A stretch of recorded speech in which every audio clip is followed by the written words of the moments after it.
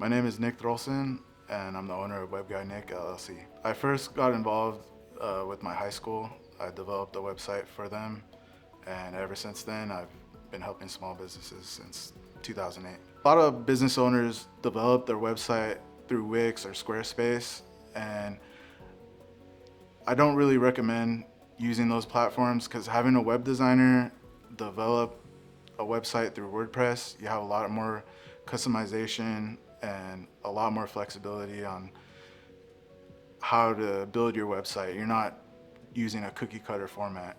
You're making it what you actually want from the first start. One good reason to have a website with WebGuyNick is I maintain the website for you, so you don't have to worry about maintaining it.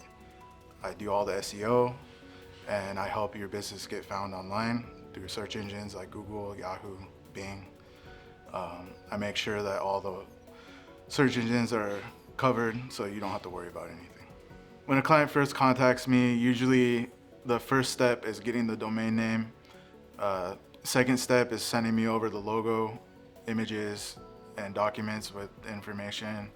For example, what you want on the homepage, the About Us, contact, and then your services that you offer. I can sit down with you, I can go over your website.